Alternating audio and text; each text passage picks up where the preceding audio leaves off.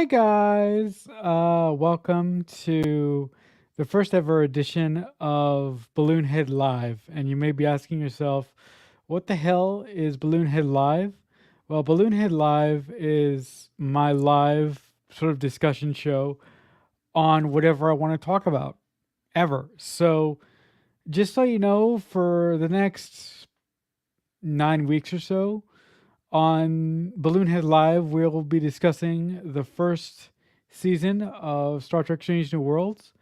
And for those of you who don't know who I am, my name is Marcelo Nostroza, and I have been a lifelong Star Trek fan.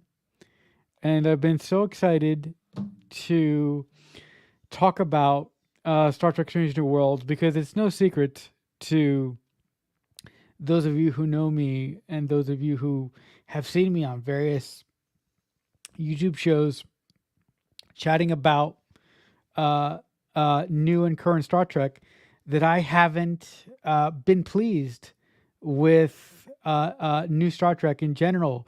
So I've been really excited to dive into this new Star Trek series from a more procedural, not a procedural point of view, but a week to week sort of view with some serialization.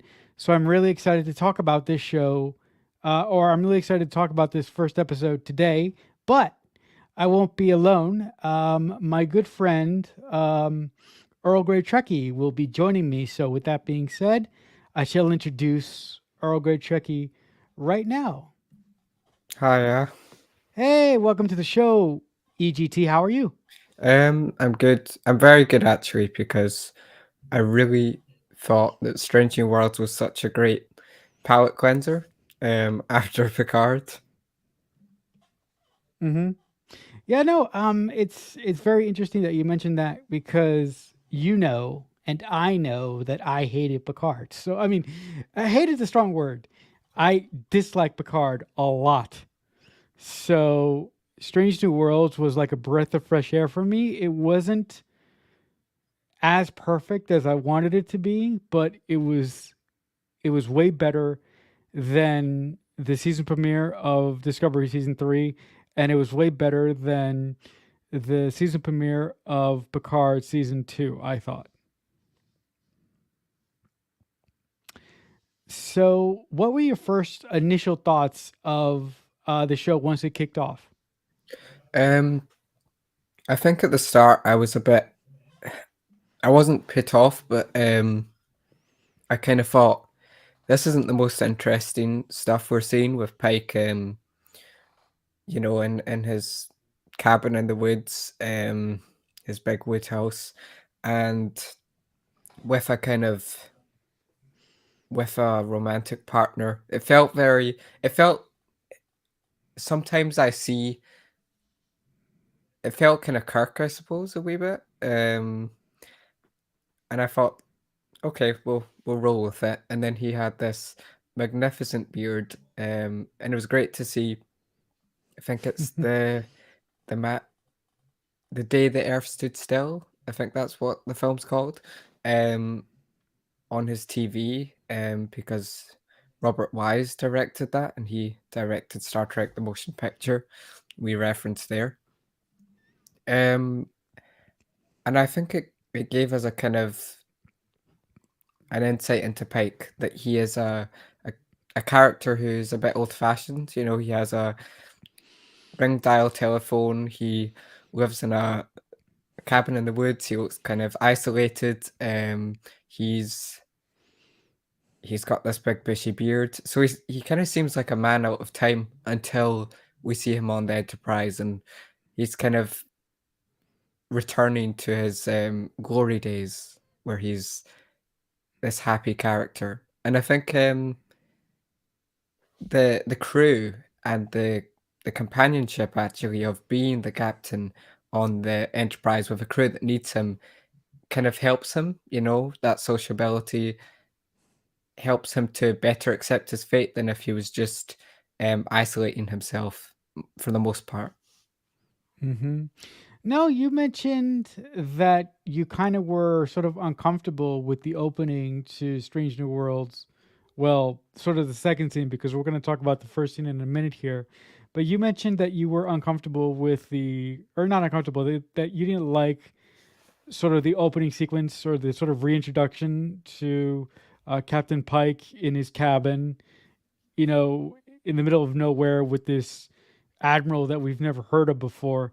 But I really liked that aspect of it because I thought that it showed a vulnerability to Pike that we hadn't seen before. We got glimpses of it in Discovery season 2, especially in that episode where they went to Talos 4 and he started interacting with Vina.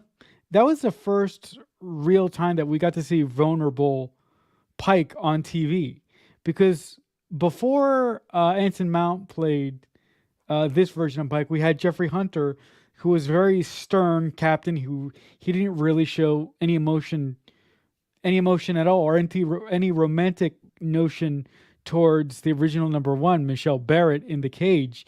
And the other Pike that we have, Bruce Greenwood, in the Calvin universe, shows emotion, but I think he shows emotion towards the end of his life.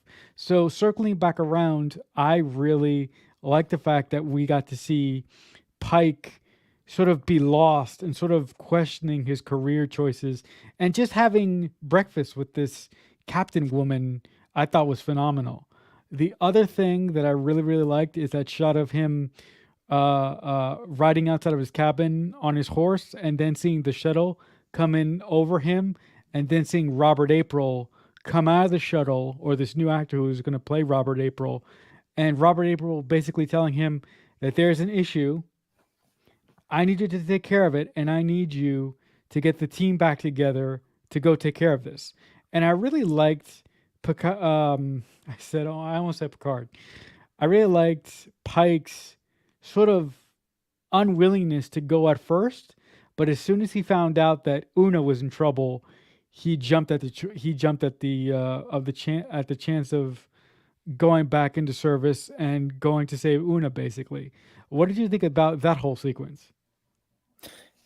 First of all, I didn't dislike him being in the woods. I suppose I made it come off that way. I think I was just yearning for him to get into space because that's how we know him as Captain Pike, captaining the Enterprise.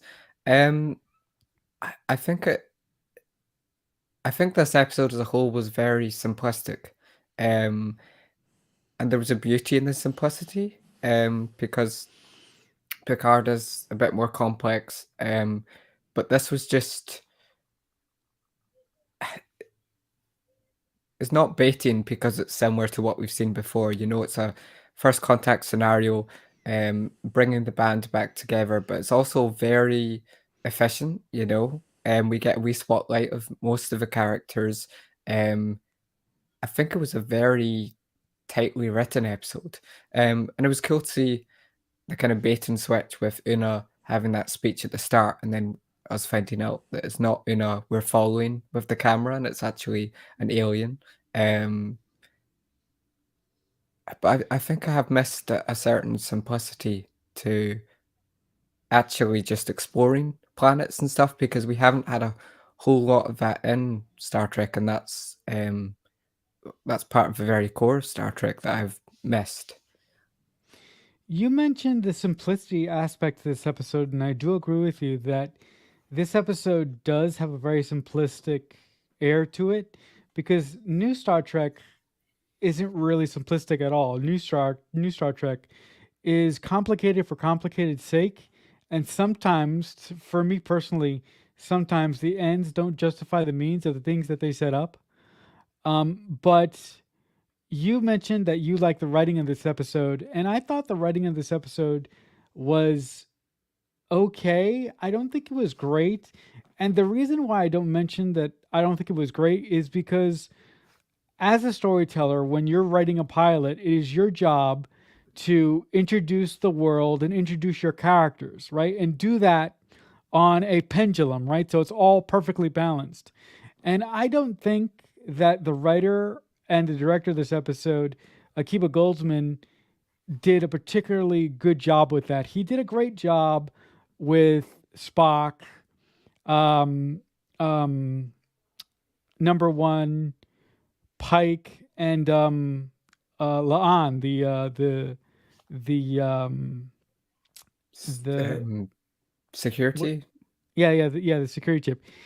Thank you. He did a great job with them, but I would have loved to learn a little bit more about Ohora, Erica, and the Navigator, which we learned very, very little about, and even a character that just got a little bit of screen time at the tail end of this episode, a Hemmer, who just beamed onto the ship at the last moment, and even Chapel and Dr. Mbenga. So I would have loved a little bit more balance in introducing our main characters. I thought that these characters should have had a moment in the sun to sort of show us who they are and what they're made of. Now, I understand that that may come later on, but I believe as a storyteller, it is your requirement when you're introducing a new show to give all your lead characters a moment in the sun, even if it's this early on,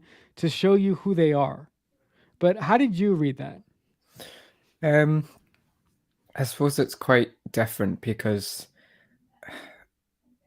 it seems a lot of people like this first episode. When I posted on Twitter, what were your thoughts on the Strange New Worlds pilot? I got more than 2,000 comments of mostly 99% positivity, which is Mm-hmm. a great sign and it's wonderful. Um, it's difficult because I think you could go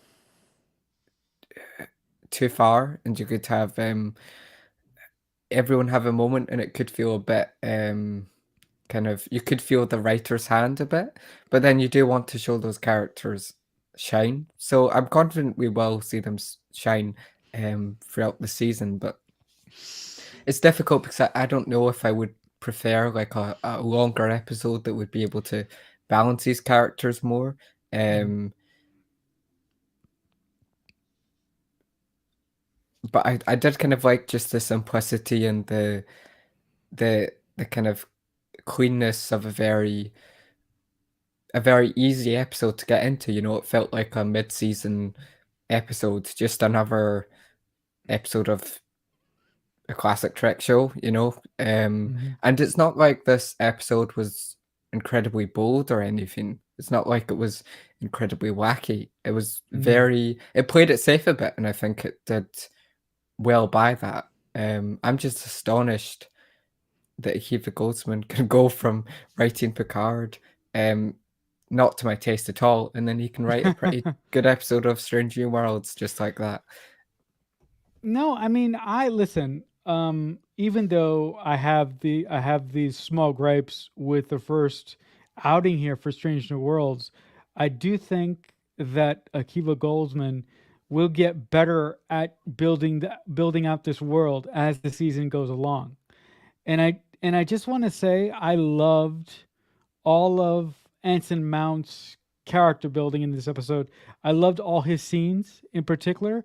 My favorite scene comes very early on when Anson Mount is talking to Spike in his Spike. Jesus Christ, is I got Buffy on the brain. Sorry, that's gonna happen a lot, folks. While we do this review series on my channel here, so you're gonna have to get used to make me fucking up in the middle of live streams. So my favorite scene, or one of my favorite scenes in this pilot episode, is where Pike is talking to Spock in his quarters, and he's really questioning the man that he is, and he's really looking for his confidence. And he says to Spock, he goes, "Who am I?" Right? And Spock just says, "The answer's simple. You're the captain." Right? You do what is necessary in a time of crisis. Well, he didn't necessarily say that, but he said something similar to that. And I really, really, really enjoyed that. And I really enjoyed the fact that Spock was really there for Pike and was able to give him that support. Um, you're muted, buddy. There you go. Right. I It's okay. like that. It reminded me of a bit of Star Trek Beyond, just when Kirk was, I think With it was his McCoy. Yeah, with on McCoy his in the bar birthday. scene. Yeah. Um, and I think Star Trek Beyond is had a great camaraderie between the characters that we're getting in Strange New Worlds. You know, it feels like a very accessible crew and a really fun crew, to be honest, more fun than the Next Generation crew or Yeah. Really? well, Okay. no, I like the Next Expand. Generation. I really like the Next Generation crew as professionals, and I think they don't feel fun to me. Apart from maybe an episode here or Huh. there that's a bit more silly, they feel, you know, like the DS9 characters. Sometimes they're a bit fun, and sometimes they're, um, I don't know, but that show doesn't feel like fun to me. You know, it's just like the vibe of the whole show and the characters. Okay. Um, and I suppose Chapel gives me that vibe as well. This kind of poppy, energetic character. Chapel is going to be the bomb. Mark my words, she's going to be a fan favorite. I really love her dry wit. Like when Pike and Lawan, oh my god, what's her name? Oh my god, I have to write these things down. When the Khan descendant, when they go into sickbay for the first time and they meet Doctor Mbanga and they meet Chap.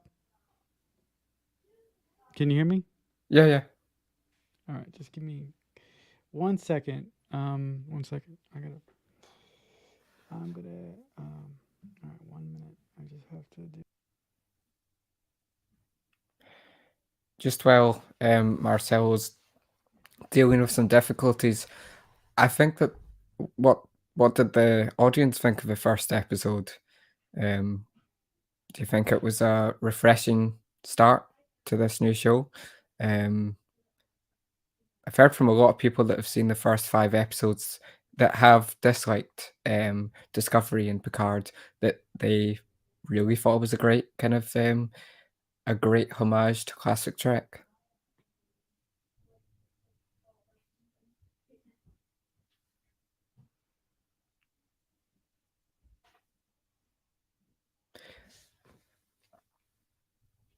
And there are some, nitpicks like, Thank you, sorry. Robbie. I'm back. Sorry. What were you saying? I had a I was just snafu. asking I wasn't doing very well there. I was just asking how what the audience thought of Strange New Worlds. We do well. Okay, guys. Just a small tidbit here in these live streams. If we don't have any more technical issues, I don't like to read comments.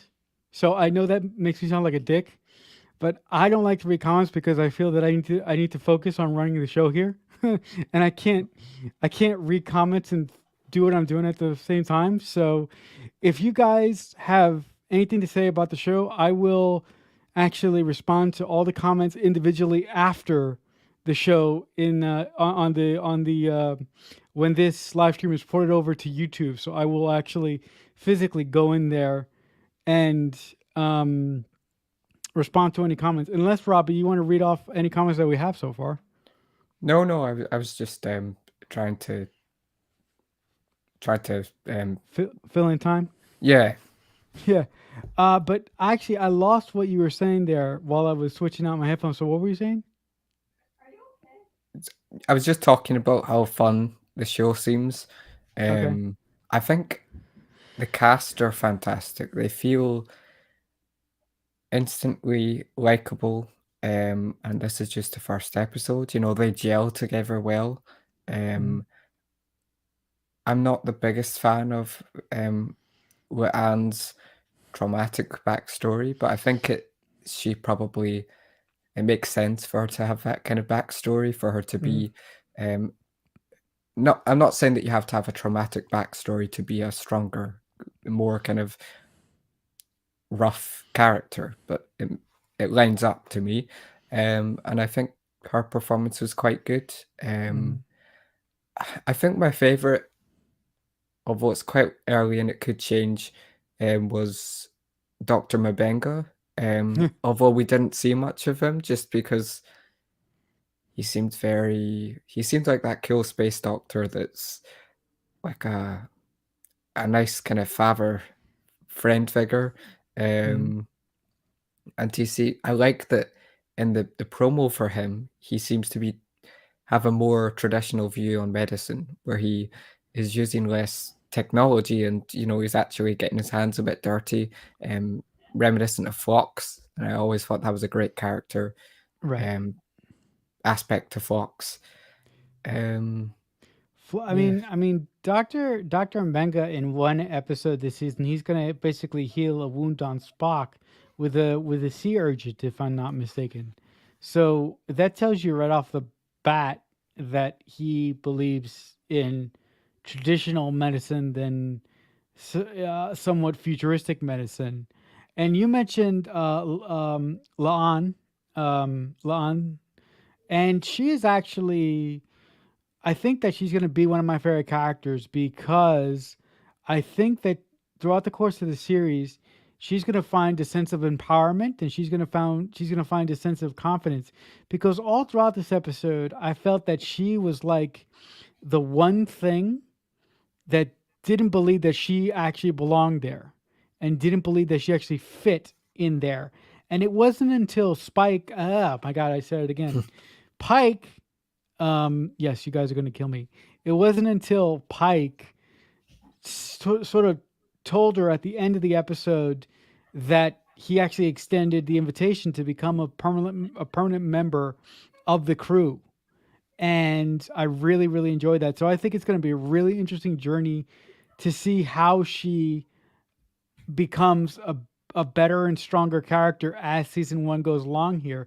The one thing that I'm really worried about and kind of curious about is how is her lineage going to play into this series? Like, is it going to be mentioned off the top that she is the ancestor of, of probably one of the most badass villains in Star Trek history, or is that just going to be glazed over? How do you think that that's going to be handled?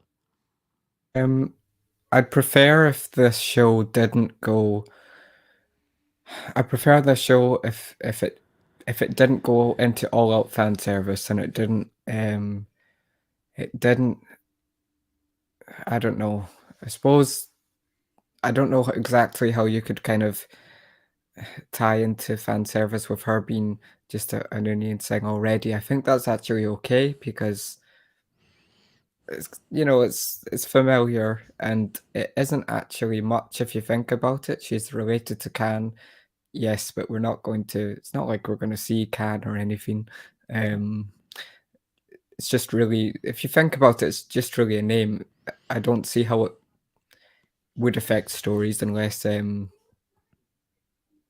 she's super strong or something like that. Um, I hope the show, especially with the news about Kirk showing up, which Henry Alonso Myers, who's The co-show runs co-showrunner. with Akiva, he said it very well. That Kirk is a really interesting story to play in this era of time where we don't really know much about Kirk in this time. I just hope he doesn't take away from Pike, because we know even less about Pike, and we've got so many hours worth of Kirk content. Um, I just I hope as the show goes along, let's just say it has loads of seasons. Um, hopefully nothing like we have nothing like the reins being handed over to Kirk, and it basically becomes TOS, but the episodes we never saw, or something like that. Not that the show ever would. Um, and I do like fan service. I just hope it doesn't go too far. Um, No, that was my when I first heard the news that Paul Wesley got cast as a younger version of Kirk for season two of Strange New Worlds. That was my main concern. I didn't want the show to become a James T. Kirk show with the cast of Strange New Worlds. I said as much in my sort of news video that I did, which you saw and you commented on, and I like as a fan, I would have appreciated if James T. Kirk came into Strange New Worlds during the very last episode of the series. And we only got to see him at, towards the tail end of the very last episode where Pike says, "Okay, kid, now it's your turn to take care of the ship that I shepherded for 5 years. And here's the keys. Take care of her. She's a new ship." So I would have loved that, but I hope that Akiva, uh, um, the co-showrunner, and everyone involved with the show have a good angle for Kirk. That I hope that his appearance in season 2 of Strange New Worlds is validated from a story point of view. Because if it's just fan service, like you said, and if it's just something like that, like you're terrified of, I think that would piss me off and that would make me upset. Um, but I don't quite think that Akiva Goldsman or Alex Kurtzman or any of the writers on Star Trek Strange New Worlds would shoe in Kirk just for fan service. Yeah. I think that whatever they have planned to do with him, I think it's going to be something very very entertaining. The other thing that I loved about this pilot, and you guys are going to think I'm crazy, I loved the fact that in in Pike's quarters, he had carpet underneath the table, the sort of like the meeting table. I love the fact that he had carpet underneath the meeting table. It's the weirdest thing ever, but as a TNG fan, everything in TNG has carpet on it. So I love the fact that he had carpet. It's really dumb, it's really stupid, and it makes no sense. But in that same vein, I loved the production design and the classic look to the corridors. I love the white balance of all the corridors and the bridge design too. I loved it. I loved all of that. So, what did you think about the design of the ship? Um, I'll be honest, I think that it won me over. I was slightly trepidatious. I think the transporter could be a bit simpler, a bit more in line with TOS. I think it's stretching it a wee bit with, a wee hallway around the transporter and stuff. It would probably look a bit more aesthetically pleasing to me if it was slightly simpler. I Mhm. think the hallways look great. I think sick bay looks great. Kind of 70s retro look, retro modern look going on.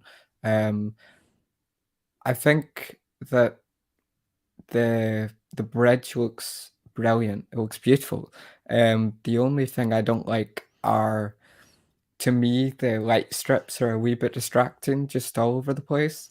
Um, but you I have to like have the leg strips. Sorry, go ahead. Go ahead.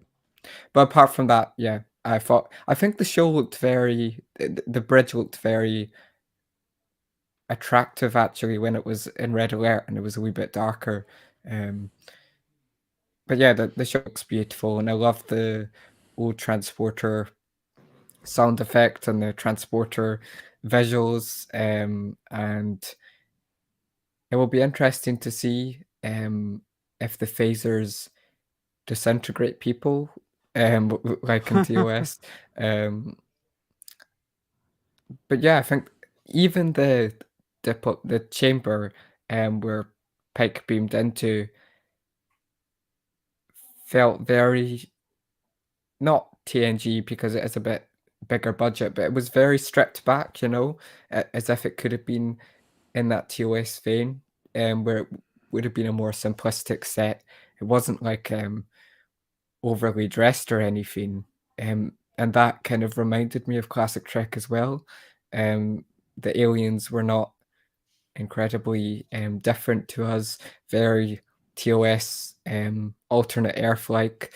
Even the kind of the black away team outfits that the landing party wear were very they felt very they felt like they could have been in TOS, if they had changed clothes when they beamed down. The whole show was just brilliant, and from what I've heard, it only gets better. So I think it's a really, really good starting point, and the strongest season. It will be the strongest season possibly of a Star Trek show if it keeps up this quality. Um, because I think with a lot of Star Trek, it does. It's around season 3 it gets better. I think that this is the second best pilot of new Star Trek. I really love the first season of Lower Decks. You know this, but the pilot of Lower Decks. If I could just curtail our conversation for just a minute, the pilot of Lower Decks is phenomenal, and I really thought that this pilot really, you've mentioned it on the stream already, but this pilot really harkens back to classic Star Trek and this and the problem of the week or the issue of the week. And I love the fact that they are presented with an issue this episode, and by the end of the episode, the issue is done with, and they're going to go on to other grander adventures. And I really, really enjoy that. Um, so I do think that that this entire season does have the potential to be a tie with the first season of Star Trek Lower Decks, because I thought the first season of Star Trek Lower Decks is the best new Star Trek has looked in the new era, in my personal opinion. So there is that. I just wanted to mention something about the light strips in the panels on the bridge. I love those things. Um, I I know that they're a little bit distracting to you, but personally, I love those things. But then again, I am a Kelvin guy, and I love the Apple Store milieu of the Kelvin Bridge. So there is that too. What did you think of the overall sort of big MacGuffin of this episode? In that, what the USS Discovery did in season three impacted the planet that Pike and Spock and the rest of the crew have to go down to rescue Una from persecution or jail time or whatever. So, what did you think of Akiva Goldsman tying Discovery into this episode? Because I thought that was particularly genius. I really, really loved how he took something from Discovery and tied it in to Strange New Worlds to make it a bigger problem for Pike and the crew to solve in this particular episode. I think it felt like a natural jumping on point, since it is a spin-off, but I'm glad it isn't shying away from Discovery, not that it would do that. It makes sense to keep Pike a little worried about his future, have the best of TNG, the character. Well, to be honest, have the best of DS9, the serialized kind of character arcs, and the episodic nature of TOS feels like a kind of perfect mashup. It Mm-hmm. feels like and I think that tying in Discovery's already given this captain a very good kind of challenge to overcome. It's a shame that disability is kind of framed like death, but um, it's. I think all the captains have really had some kind of, or most of the great Star Trek characters, in my opinion, have had a very interesting past, or a kind of a challenge to face that kind of makes them a better character. Especially seeing such a strong character as Pike, um, kind of he's not embraced his destination yet. He's still scared, but he's just championing on and living every last minute he knows he can get to the fullest. Right. You mentioned that it's a shame that every Star Trek captain seems to have like a debilitating disability or something that they're dealing with. And as a disabled individual, I really have a problem with people who say, "Oh, just because you're disabled, it means you're going to die." Look, I understand that quote unquote able-bodied people have this view of disabled people, and they think that our life sucks and it's awful and it's all doom and gloom and we're going to die at some point.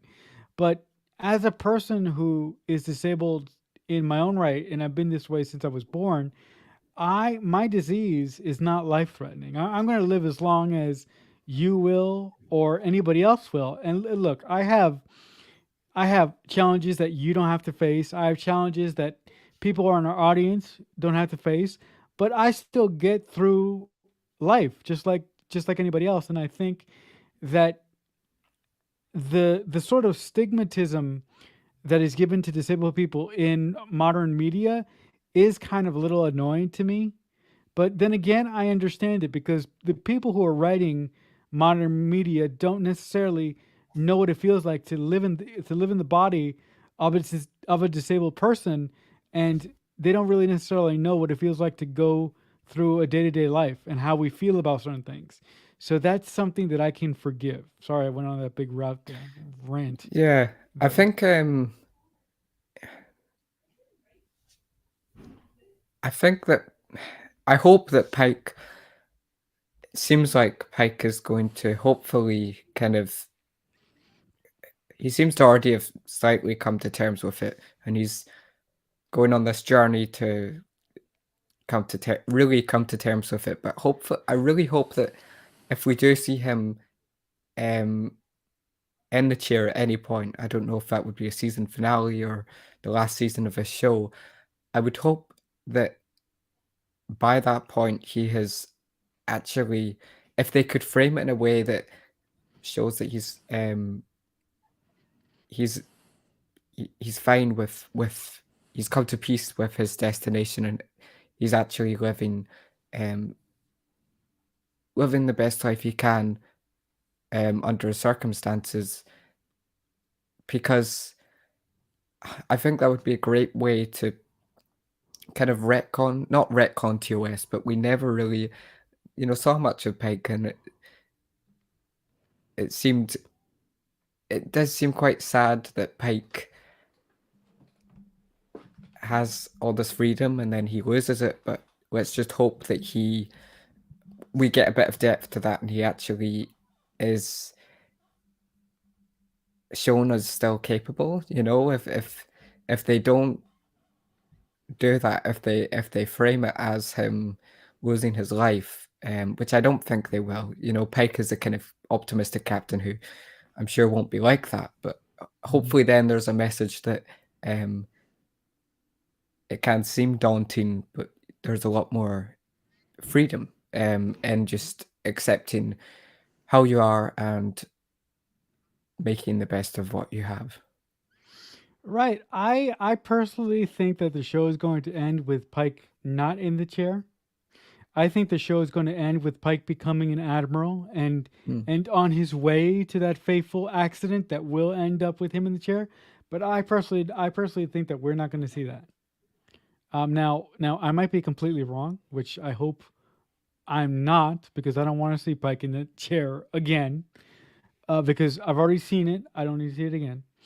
Um, but you know, I'm just really excited to see what kind of storytelling we're gonna get on a weekly basis, because there are a couple things that I don't want, and I don't know how you're gonna react to this because we haven't discussed this yet.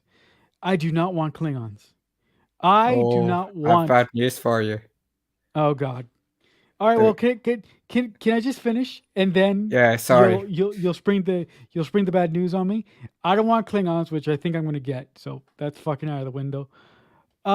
I would like to learn a little bit more about the alien species that were sort of in the background in TOS and see if those alien species could be brought to the front and if we could do like an episode here or there about them. Also, like the cast and like the writers and like everybody that's been saying, I want some new fucking aliens. And I cannot wait to see what the writers and the production team do with these new aliens and these new planets that we're going to eventually meet. All right, EGT, you want to ruin my thing about Klingons? Well, I saw there was an actor from Strange New Worlds for the second season spoiled. Oh, The Klingons coming back, and they looked like the original Klingons, oh, that's cool. and yeah, I think it could be interesting. I hope they don't delve too much into any of the Enterprise territory. You know, like with one not having the ridges and one having the ridges. If they do that visually, fine. But if they make it into some kind of story, then I think that's just retreading ground at this point and not really adding anything new. No, I think, I think if they do the Enterprise route, which is ridiculous because look, you and I, we adore Enterprise. We really do. But that episode that they did to explain the ridges on Klingons' foreheads was ridiculous. That was unnecessary. I mean, am I right in that aspect, or did you actually like that episode? I like the episode, but I admit it is a bit. It's not necessary, you know. Um, do do you think you'd like to see? I don't know, the Andorians, and That would be cool. That would yeah, be I cool. think Jeffrey Combs. No, sorry. hopefully, although we Yeah, already have an ANR on the show, we which do. which is cool. I think it would be A great blunt. to have Strange Enterprise never was very fan servicey until the last minute, and then it was all fan service. And I think Strange New Worlds will hopefully balance new worlds and actually established um, alien species and established worlds well, so that we're not getting too much of what we've already seen. And if we are, we're actually evolving it and finding out new things about it. And when we're getting new things, they're completely new. And I hope that I think it was great to have Pike have that wonderful speech um, in front of that woman that seemed a bit close-minded. Mhm. And I think Anson Mount delivered it very well. But I hope that the moral messages become a bit more interesting as the show comes on, it goes on, and that I also like that the show feels like a return to form of moral messaging just with this first episode, which I think hasn't been completely empty from New Star Trek, but has been quite a lot less in New Star Trek. No, to go off of your point. The problem, well, one of the problems with new Star Trek is that sometimes in the most recent years, I find it to be a little bit overly preachy, and I don't like. Hey, just hang with me there. Hang with me for a second. I don't like the way that I don't like the way that speeches are written for Michael Burnham. It seems like to me, I mean, not to turn this into a discovery discussion, but just hold on. It seems like to me that every time that Michael Burnham makes a speech, it seems like she makes a speech every goddamn 5 minutes. I And think go ahead, go I ahead, go think ahead. I think I would have agreed with you for the first 3 seasons, but I think season 4 was very good at, kind of stopping that, you know, Mm-hmm. I think that's why I really just loved season 4 of Discovery because it felt I think Michelle Paradise really, Got her feet under her. yeah, she knows what to do for show, and now that she had full control and, she was writing the finale, I think she just it was still, Discovery. People would complain about the stakes of the season, and the pacing, but I thought it was a great season, and I thought it was a lot tackled some great ideas of trauma and book Mm. loss, and I thought it was a great, um, it had some great characters with Rillock, and it but to connect was one of my favorite Star Trek episodes ever, um, and I think most I'm excited for most Star Trek now. It's just a shame that Picard has been um, a bit rough for the first 2 seasons, and now it's ending soon. Um, yeah, but the future is definitely bright for Star Trek. Mm-hmm. I mean, don't lose hope, my friend. We do have the TNG reunion coming right around the corner, so I Yeah, yay! I have faith in that. I think that's I have complete faith in Terry Matalas. It's just Yeah, for that um one. Yeah. Yeah, no, look, I am so happy that a lot of people liked the newest season of Discovery here, and we're gonna get back on Strange New Worlds in just a second. But I just want to respond to what EGT said. I had a lot of issues with a lot of the storylines within the new season of Star Trek Discovery. But with that being said, I do find that the finale of the most current season of Discovery was as straightforward as they've had in quite a while. Like it made the most sense if that's if that's the thing, and I really really appreciated that. Also, I kind of missed Alex Kurtzman's involvement in the show because he only had like a story credit on the very first episode, and then it was all Michelle and all the other writers. So Alex didn't really have a hands-on approach to this season as he's had in the past, which which was a kind of it was a small little negative for me, just a really really small one. But I do think that discover with all that being said, I do think Discovery is on the right track, and I do think that the only place for them to go now is up. um yeah, I mean, I do have more to say about that, but I'm not going to do that here because this is about Strange New Worlds. um what are you most excited, I mean, just starting to close down now, what are you most excited about in the weeks to come here on Strange New Worlds? Like, what do you want to see, and what are you excited about? With Strange New Worlds, it's not a whole load of it's not like I have a big list, you know. I just want to see more of what I've just seen in this first episode, you know. Um, Concise stories, hopefully stories that aren't too concise. They can have a bit more depth in this first episode, and this was just a pilot, so it was just setting up the show. Mhm. But I would hope that the show just really goes all in with different tones. That was one of the wonders of episodic Trek, is there was such a wide tapestry of genres and stories you could tell because it's a different story every week. And I think most newer Star Trek has felt kind of like one kind of tone consistent throughout most of the shows, and I think the variety is very appealing of episodic TV. The I would hope that all the directors get to make their own, are encouraged to make their own mark on their episodes since they're disconnected from the whole season and really have just a plethora of stories, you know, comedy, horror, maybe a little bit of action, diplomacy, politics, that kind of diversity, different star bases, maybe a bit of time travel, ships, other ships that, you know, we're meeting aliens coming aboard the Enterprise as guests, and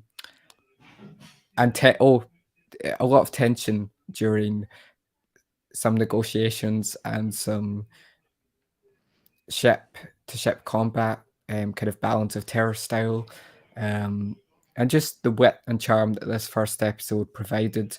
Um, yeah, is all I'm wanting, really. Yeah, I am, well, I just wanted to ask you something before I give my final comments, and then we're going to sign off here. But I wanted to get your thoughts on the potential relationship that we may get between Nurse Chapel and Spock. How far do you think they're going to go with that? Do you think they're going to go all the way, or do you think they're going to just sort of scratch the surface with that? Um, I think it would be difficult for them to go all the way if they are. Do we know that Chapel definitely was attracted to Spock and TOS, and they've obviously seen a story there and have said, how can we give the background for that in the TOS episode Amok Time? Um, and I think that. I think that I don't know.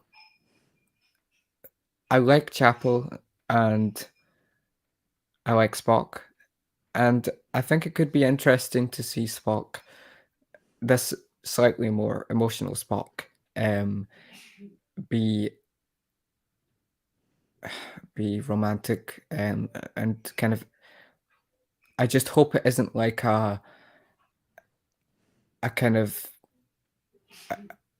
some kind of cheesy storyline where he's struggling to, or he's struggling to kind of choose between Chapel and T'Pring, or he's um kind of going between them, because if he already has some kind of um attachment to T'Pring, then he is going to be going out with um Chapel soon, then that seems like a very obvious way both those romances would be kind of would stop. And obviously, we know they end on probably a wee bit of a better note. I just hope it doesn't go over the top. It's very interesting ground to explore. We see Pike um, seems to in the trailer seems to get up to some romantic endeavors, and I think No, that's good. I think that makes a lot of sense for Pike since he knows, since he's kind of scared of his fate. I think he's even more um he's going to be taking even more risks and be just maybe that's what's making him so cheery, because he's having to put on a face. Um so you think that Pike's proclivity to sleep with a lot of people, which we assume that's gonna happen. I assume that's gonna happen. well, at But do least you think? one. Yeah, yeah, yeah. At least, but I have a question about her because we do meet her in the second scene of this episode. Do you think that she's gonna pop up again? Oh, well, I already, yeah, she Oh is, yeah, she. because she they're not just going to leave it like that. When she had there's a lot of ground to cover between now and um Amok time. Right, right, right. I don't think that it would make, I suppose it would still make sense to have that scene and to just get rid of it as a little bit of fan service. But I think that this is a relationship we're going to see evolve. It's just a bit sad that it's a relationship that doesn't work out, and both of them don't seem to work out. With Chapel and T'Pring. Just I hope it isn't some kind of fight over any of them or anything silly like that. And it No, I, is, and yeah, it is interesting ground to cover when Spock's still navigating um being a more logical character, and he's in his more rebellious stage, and maybe to see his journey to becoming more logical and why that happens um, should be interesting. mm-hmm.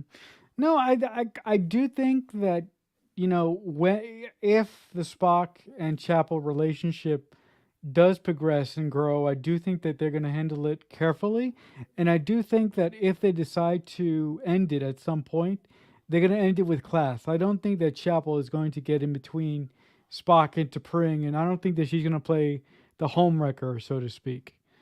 Um, the thing that I'm looking forward to the most, you're going to get a laugh out of this.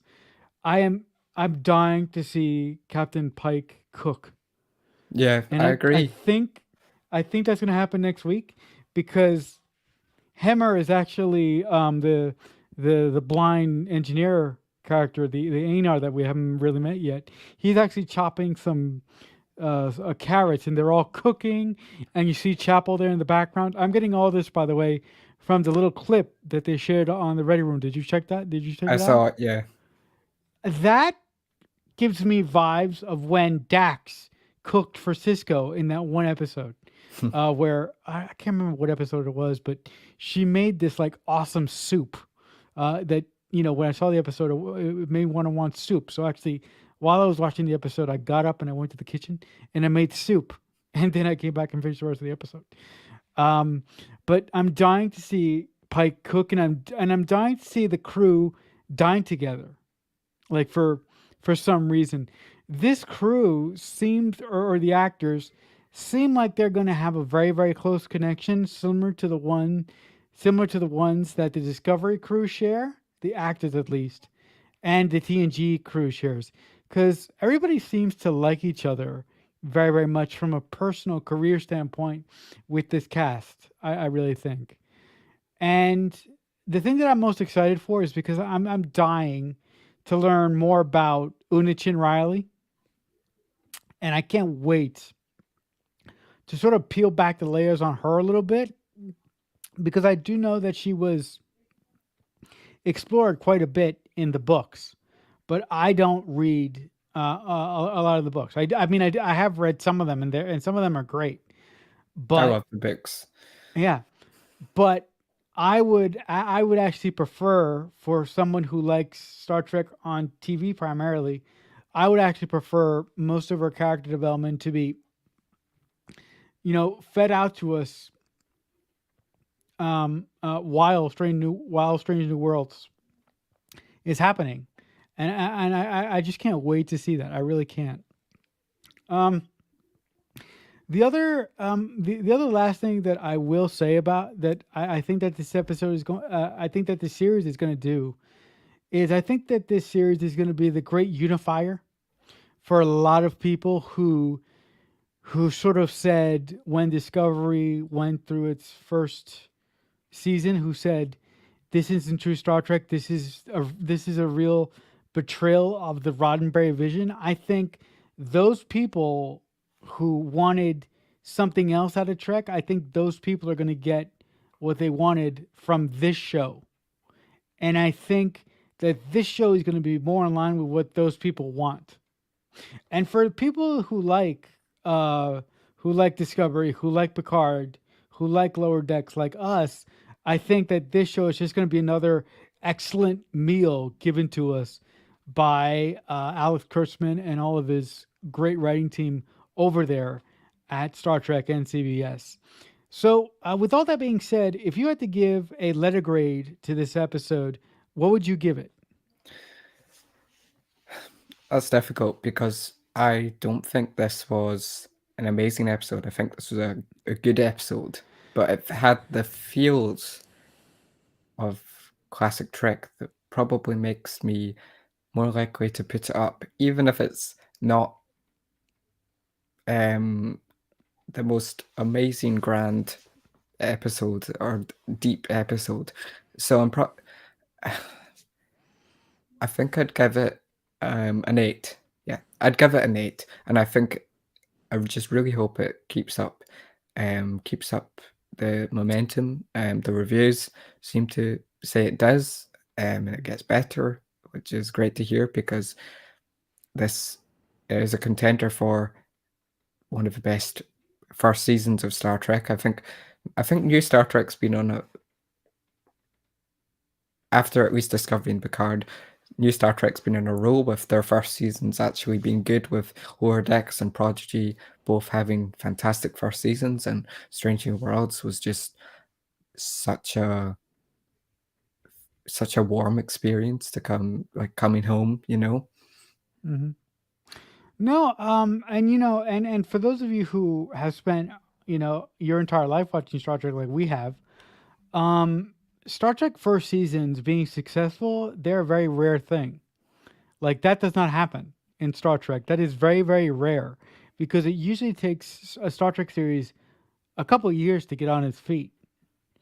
So for Strange New Worlds to be able to get on its feet from the jump would say a lot. And it would say a lot because if it's like this now, imagine what it's going to be like next year or the year after that. Um, so with that being said, I thought this was a very solid episode. Like I said at the beginning of the stream, I did have small little gripes from a writing aspect for this episode. I thought that Akiva could have done a little bit better with balancing the character interactions and the introduction of the characters a little bit better. But with all of that aside, I really loved this first episode and I thought it was really, really solid. And I would give it a 7 out of 10.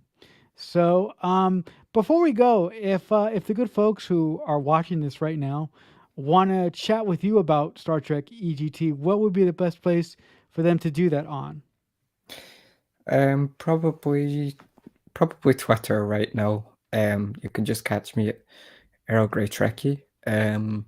I I posted to ask what people thought of Strange New Worlds as pilot, and people seem to love it, which is really nice. Couldn't keep up with all the comments. Um, yeah, and I just Yeah. post Oh no, go ahead. Star Trek Sorry. stuff. Star Trek stuff.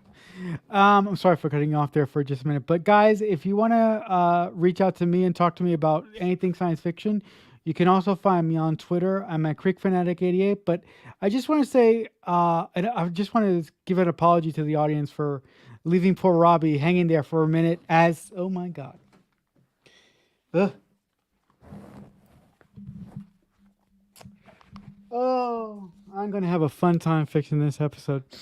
Um, I just want to give an apology for, me losing the power of my headphones a little bit earlier in the show and leaving Robbie hanging, and just for this little display of my headphones popping off of my ears. But I will be back next week with the review for the second episode of Strange New Worlds. So if all of you would come back, I would really, really appreciate it. But until next time, as always, live long and prosper, and we'll see you next time, guys. Bye. So much happened here, and so much is about to.